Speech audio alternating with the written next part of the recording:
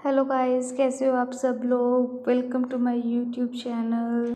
सो guys, आज की video बहुत ज़्यादा इम्पोर्टेंट होने वाली है, स्पेशली उन स्टूडेंट के लिए जो कि बीएड फर्स्ट ईयर में हैं। सो गाइस, आज की वीडियो में हम बीएड का previous year question paper discuss करेंगे जो कि हमारे लिए बहुत ही ज़्यादा इम्पोर्टेंट है। सो गाइस, आज की वीडियो में हम 2023 का क्वेश्चन पेपर डिस्कस करेंगे। सब्जेक्ट है हमारा कंटेम्प्रेरी इंडिया एंड एजुकेशन, जिसका हमारा पेपर कोड है E101। सो गाइस, वीडियो को स्टार्ट करने से पहले गाइस, अगर आप चैनल पे नए हैं तो चैनल को सब्सक्राइब करें, वीडियो को लाइक करें और अपने फ्रेंड्स और कॉलेज के ग्रुप में भी शेयर कर सकते हैं। फ्रेंड्स, हमारे लिए क्वेश्चन पेपर देखना एक बार से बहुत ज़रूरी होता है, क्योंकि क्वेश्चन पेपर देखने से हमें ये पता चलता है कि हमसे किस तरह के क्वेश्चन एग्ज़ाम्स में पूछे जाते हैं और हमें उनका किस तरह से आंसर करना है। तो गाइस देखिए, हमें क्या करना है, किसी भी ईयर का क्वेश्चन पेपर उठा लेना है और उसमें जिस भी तरह से क्वेश्चंस होंगे देखना है कि हम उसका आंसर किस तरह से पेपर में लिखेंगे। ठीक है, तो हमें सबसे पहले पेपर की इंस्ट्रक्शंस पढ़नी होंगी। सबसे पहले हमारे पास सेक्शन ए गिवन होता है, जिसमें कि हमें 3 क्वेश्चन अटैम्प्ट करने होते हैं, जिसमें कि हमारा ईच क्वेश्चन 16 मार्क्स का गिवन होता है।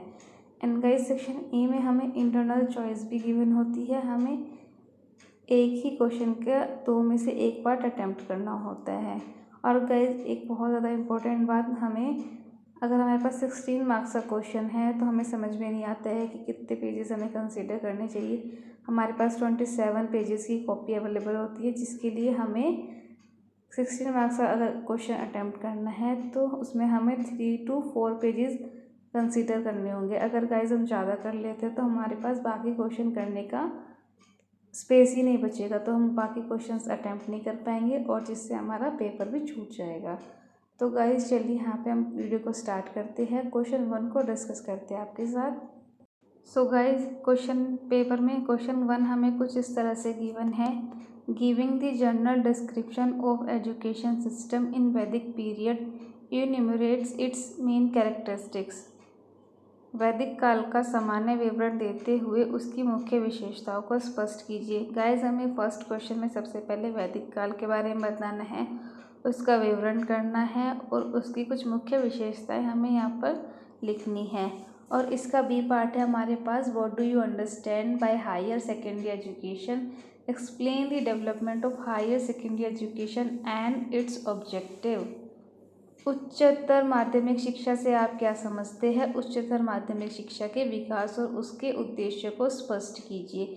तो हमें क्या करना है, हायर सेकेंडरी एजुकेशन को अच्छे से यहाँ पर एक्सप्लेन करना है, उसके डेवलपमेंट की जो स्टेजेस है वो भी और उसके ऑब्जेक्टिव्स भी हमें अपने क्वेश्चंस में सारी चीज़ें मेंशन करनी होंगी। नेक्स्ट है हमारे पास क्वेश्चन नंबर 2। क्वेश्चन नंबर 2 हमारे पास है, describe the main features of Vedic education system and Buddhist education system. वैदिक शिक्षा प्रणाली व बौद्ध शिक्षा प्रणाली के मुख्य अभिलक्षणों का वर्णन कीजिए।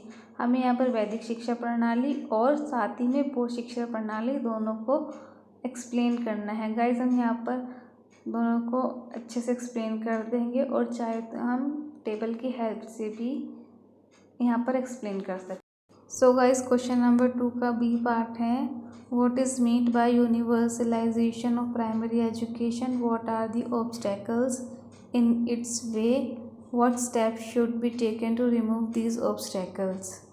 प्राथमिक शिक्षा के सार्वभौमिकरण से क्या तात्पर्य है, इसके मार्ग में क्या बाधाएं हैं, इन बाधाओं को दूर करने के लिए क्या उपाय करने चाहिए।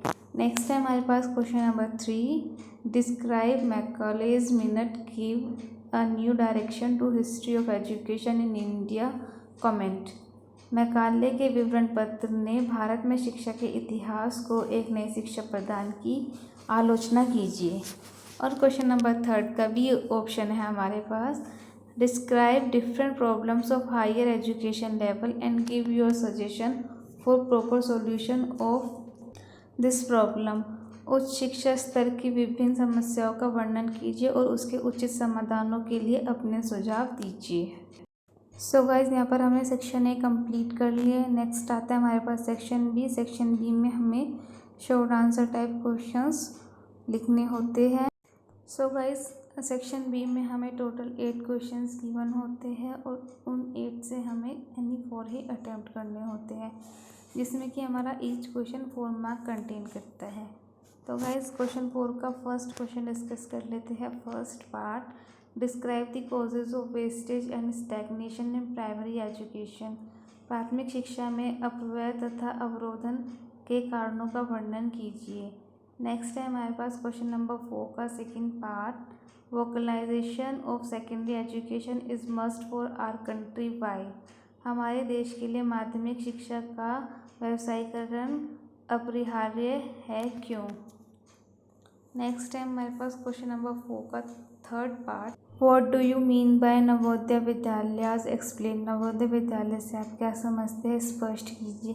गाइस यहाँ पे हमें नवोदय विद्यालय के बारे में अच्छे से एक्सप्लेन करना है, point wise with definition with all points, ठीक है। नेक्स्ट है हमारे पास question number 4, explain the development of higher secondary education and its objectives. उच्चतर माध्यमिक शिक्षा के विकास और उसके उद्देश्यों को स्पष्ट कीजिए। नेक्स्ट है हमारे पास question number 5, write 4 aims of teacher education. अध्यापक शिक्षा के 4 उद्देश्य लिखिए। नेक्स्ट है हमारे पास question number 6, write about the Kasturba Gandhi Balika Vidyalaya scheme. Kasturba Gandhi Balika विद्यालय योजना के विषय में लिखिए। नेक्स्ट है हमारे पास question number 7, describe the type of university autonomy. विश्वविद्यालय स्वायत्तता के प्रकार का वर्णन कीजिए।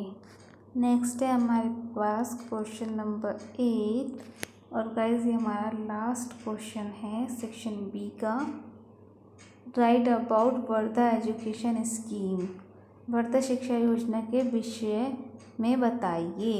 नेक्स्ट है हमारे पास सेक्शन नंबर सी, जिसमें कि हमें वेरी शॉर्ट आंसर्स लिखने होते हैं।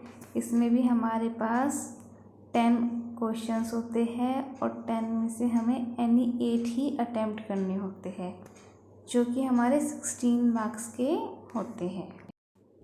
नेक्स्ट क्वेश्चन है हमारे पास क्वेश्चन नंबर 5 एंड 5 का फर्स्ट पार्ट देखते हैं guys. Define the concept of isolation in teacher education. अध्यापक शिक्षा में अलगाव के प्रत्यय की परिभाषा दीजिए। नेक्स्ट है हमारे पास 5th का second part, write to objective of University Grant Commission. उच्चतर शिक्षा आयोग के 2 उद्देश्यों को स्पष्ट कीजिए। नेक्स्ट है हमारे पास question number 3, write two characteristics of education during Muslim period. Muslim कालीन शिक्षा की 2 विशेषताएं लिखिए। नेक्स्ट है हमारे पास question number 4, state the full form of NCTE and DIET, ठीक है। नेक्स्ट है हमारे पास question number 5, meaning downward filtration theory. तो गाइज हमें यहाँ पर फिल्ट्रेशन थ्योरी के बारे में 2 मार्क्स में लिखना है। 2 पॉइंट हम यहाँ पर लिख सकते हैं, जिससे कि हमें पूरे मार्क्स मिले। गाइज अगर आप ये वाला क्वेश्चन पेपर भी अच्छे से करके चले जाते हैं तो आपके 60 to 70 मार्क्स कहीं पर नहीं गए, आप आराम से स्कोर कर सकते हैं इतना। नेक्स्ट है हमारे पास question number 5, write two characteristics of national education policy 2020। राष्ट्रीय शिक्षा नीति 2020 के 2 विशेषताओं को लिखिए। नेक्स्ट है हमारे पास question number 7, write two functions of NCTE। तो गाइज यहाँ पर फंक्शन बताना है और गाइज आपसे कभी कभी NCTE की फुल फॉर्म भी पूछ सकता है और गाइज NCERT की फुल फॉर्म भी हमसे एग्जाम में पूछ ली जाती है, ये भी इम्पोर्टेंट है। नेक्स्ट क्वेश्चन हमारे पास 8th question, point out the educational problems of girls education. इसमें हमें गर्ल्स एजुकेशन की जो भी प्रॉब्लम्स है सबको पॉइंट करना है, सबको यहाँ पर डिस्क्राइब करना है। नेक्स्ट है हमारे पास क्वेश्चन नंबर 9, नैक की फुल फॉर्म लिखनी है। एंड हमारे पास लास्ट क्वेश्चन है, right short note on basic education. बुनियादी शिक्षा पर हमें शॉर्ट नोट लिखना है। सो गाइज वीडियो को हम यहीं एंड कर। फ्रेंड्स आपको अगर वीडियो अच्छी लगी है तो चैनल को सब्सक्राइब करें, वीडियो को लाइक करें और अपने फ्रेंड्स के साथ शेयर भी कर सकते हैं। सो गाइज वीडियो को हम यहीं पर एंड करते हैं और गाइज अपना ध्यान रखिएगा।